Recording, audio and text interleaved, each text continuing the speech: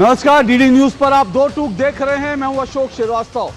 दो टूक की शुरुआत आज आपको 3 तस्वीरें दिखाकर करता हूं।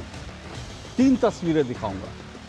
इन तीनों तस्वीरों को शायद आप नहीं पहचानते होंगे, लेकिन आपको इन्हें पहचानना चाहिए, जानना चाहिए।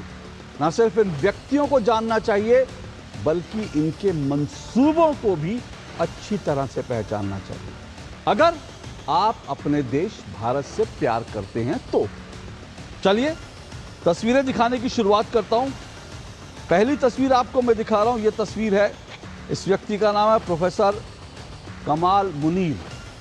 प्रोफेसर कमाल मुनीर ये वाइस चांसलर प्रो वीसी है कैम्ब्रिज यूनिवर्सिटी में, यानी ये ब्रिटिश नागरिक है। दूसरी तस्वीर आपको दिखाता हूं। मैंने कहा कमाल मुनीर ये ब्रिटिश नागरिक है। दूसरी तस्वीर आपको दिखा रहा हूं आसिफ महमूद की।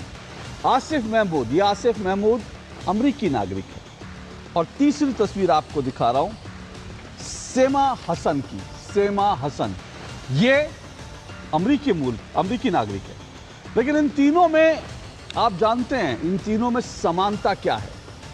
ये जो आसिफ महमूद है जो अमेरिका में है, ये जो कमाल मुनीर है जो ब्रिटेन में है, और ये जो सेमा हसन है जो अमेरिका में है, ये तीनों में समानता क्या है? समानता ये है कि ये तीनों पाकिस्तानी मूल के नागरिक हैं। तीनों पाकिस्तानी मूल के नागरिक हैं। एक मजहब विशेष से हैं, जाहिर सी बात है। पाकिस्तान से आने वाले ज्यादातर क्या 99.9% एक मजहब के ही होते हैं। तो तीनों एक मजहब विशेष के हैं, तीनों पाकिस्तानी मूल के हैं। अब आज मैं ये तस्वीर आपको क्यों दिखा रहा हूं? ये तस्वीर आपको इसलिए दिखा रहा हूं क्योंकि आज ये जो दो टूक में सवाल उठाना चाहता हूं मैं, वो ये कि ये जो तीनों पाकिस्तानी मूल के अमेरिकी और ब्रिटिश नागरिक हैं, क्या ये टूल किट है? और ऐसी टूल किट, क्या ये एक ऐसी विदेशी टूल किट है जो राहुल गांधी और कांग्रेस की स्क्रिप्ट पे काम कर रही है? या उल्टा भी हो सकता है। यह भी हो सकता है कि ये तीन जो विदेशी मैंने पाकिस्तानी मूल के नागरिक दिखाए, ये तीनों जो हैं, ये दरअसल इनकी स्क्रिप्ट पर कांग्रेस भारत में काम कर रही है। ये अपने आप में दिलचस्प सवाल है, ये जानना कि इन तीनों ब्रिटिश और अमरीकी जो नागरिक हैं जो पाकिस्तानी मूल के हैं, क्या कांग्रेस इनकी स्क्रिप्ट पर काम कर रही है या फिर ये जो स्क्रिप्ट लिख रहे हैं उस पर काम हो रहा है? ये आज जानना जरूरी है। दो टूक में आज हम इसी पर चर्चा करेंगे। इस पर चर्चा क्यों जरूरी है? इन तीनों की आज चर्चा मैंने क्यों करी? इसलिए की क्योंकि आज USCIRF, US commission on international religious freedom, एक अमेरिका की संस्था है, उसने एक रिपोर्ट जारी की है। पिछले 7 साल से लगातार वो भारत के खिलाफ एक प्रोपेगेंडा रिपोर्ट जारी करती है, और भारत में कांग्रेस और विपक्षी पार्टियां उस रिपोर्ट को लेकर ले उड़ती हैं। लेकिन आज तो हद हो गई। आज तो USCIRF ने जो रिपोर्ट दी, उसमें तो आज उसने तमाम सीमाएं लांघ दी। और उन्होंने सीमाएं कैसे लांघ दी? उन्होंने कहा कि भाई भारत में ये जो RSS है उस पर प्रतिबंध लगना चाहिए। अब ये किसकी स्क्रिप्ट है मुझे आपको बताने की जरूरत नहीं। भारत में रोजाना ये स्क्रिप्ट कौन लिखता है? RSS पर बैन होना चाहिए। लेकिन यहां तक तो चलो समझ में आता है कि भाई RSS से बहुत सारे लोगों को दिक्कत है। लेकिन जानते हैं इस स्क्रिप्ट का अगला हिस्सा क्या है?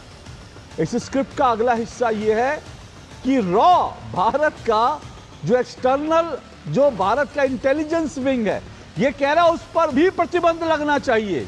वाह, गजब है। मतलब आप सोचिए, RSS पर प्रतिबंध लगे, पर प्रतिबंध लगना चाहिए। ये यूएस की एक संस्था कह रही है, और कांग्रेस जो है वो तुरंत इसकी रिपोर्ट आते ही कांग्रेस धड़ाधड़ इसके सपोर्ट में आ गई। कांग्रेस के नेता सपोर्ट में आ गए, कांग्रेस के प्रवक्ता इसके सपोर्ट में आ गए, और उन्होंने कहा भाई रिपोर्ट तो सही है और वास्तव में जो RSS है उस पर प्रतिबंध लगना चाहिए। हालांकि के मुद्दे पर सबके होंठ अभी सिले हुए हैं। किस मुंह से को प्रतिबंध करने की बात कहेंगे मुझे नहीं पता, पर RSS को बैन करने को लेकर सब बड़े मैदान में उतरे। अच्छा, दिलचस्प बात इस पूरे प्रकरण में एक और भी है। दिलचस्प बात यह है कि अब तक जो है अमेरिका को गाली दे रहे थे, ट्रंप को गाली दे रहा था भारत का विपक्ष कि अमेरिका के हम पिछलग्गू थोड़ी हैं, अमेरिका जो कहेगा वो थोड़ी करेंगे। लेकिन आज जो है ट्रंप मुझे अच्छे लगने लगे, कांग्रेस आज यही गाना गा रही है, ट्रंप मुझे अच्छे लगने लगे, क्योंकि ट्रंप या यूएस की एक संस्था ने दरअसल ट्रंप से कह दिया आरएसएस पे बैन लगे।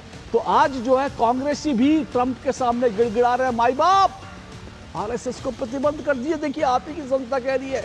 तो आज ट्रंप भी अच्छे लगने लगे, अमेरिका भी अच्छे लगने लगा। इसीलिए आज ये चर्चा जरूरी है कि कांग्रेस की स्क्रिप्ट विदेशी टूल किट, आज इस पर दो टूक चर्चा होगी। इससे पहले आगे बढ़े जरा आपको दिखा देता हूं क्या कुछ कहा सुना जा रहा है। हालांकि दिलचस्प बात एक और है, कांग्रेस के इमरान मसूद पहली बार सुप्रिया श्रीनेत और कांग्रेस के मूल जो पूरा कांग्रेस का टूल किट है उससे आज अलग बात करते दिख रहे हैं। यह भी बड़ा दिलचस्प हुआ है, सुनिए जरा।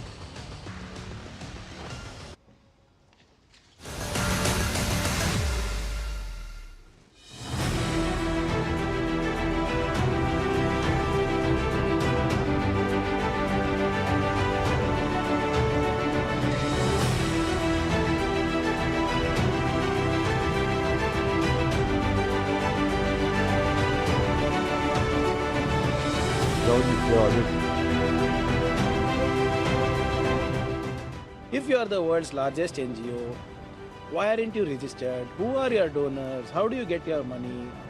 Why are you interested in politics when you claim to be a social organization, a cultural organization who is into nation building? So what is their contribution?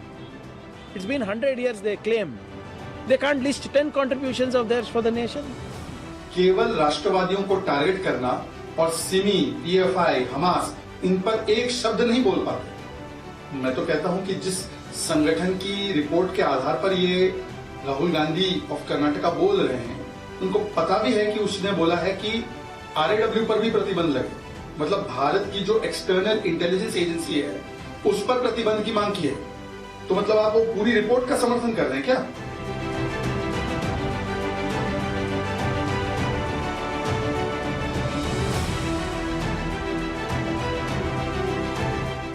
उनको रिसोर्सेज आते हैं, कहाँ खर्च करते हैं, किस उसका हिसाब किताब, उसका लेखा जोखा कुछ भी नहीं है।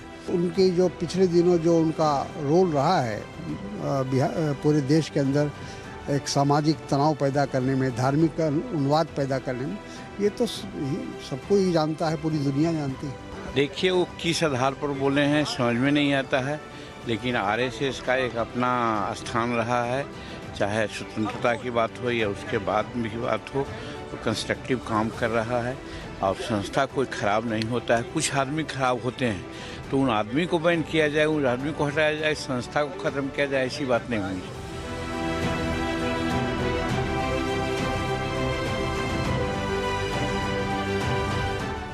अरे वो कुछ भी रिपोर्ट बनाए अपनी, उनसे क्या लेना देना हमारा भाई। हम अपनी बात करेंगे, पार्लियामेंट है, अपना आप बोलेंगे, हम जानते नहीं क्या बोलना। बाबा साहेब भीमराव अम्बेडकर ने जबान दी है, इसके अंदर असर भी दिया है, काम करेगा पूरा, आप चिंता मत करो।